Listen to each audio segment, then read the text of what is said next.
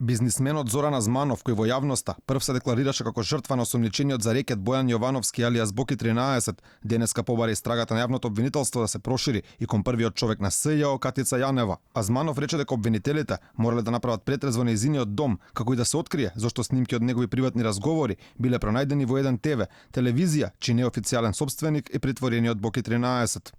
Меѓутоа, поврзаноста е премногу очигледна и мене ме чуди што не се направи истрага во станот на Катица Јанева, за да се најдат парите. Вчера по порталите гледаме дека се најдени снимки од мои приватни разговори од специјалното јавно обвинителство за да ме дискредитират и за да ме уценуваат.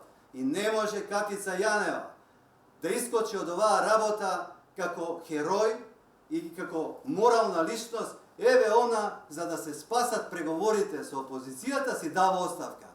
Не, она е фатена во голем криминал. Азманов вели дека за Јовановски стоеле државните институции, како и двајца функционери од власта, кои засега се познати само под псевдонимите Кики и Фрики, а нов момент кој го откри е дека во криминал била вклучена и финансовата полиција.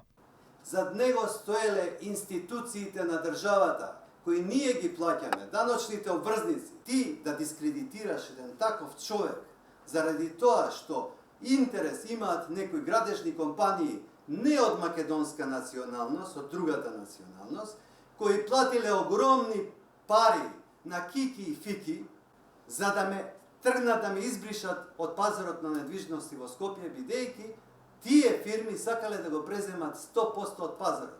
Па тука уклучена и финансова полиција со притисоци огромни од Кики, да по секоја цена Азманов се затвори.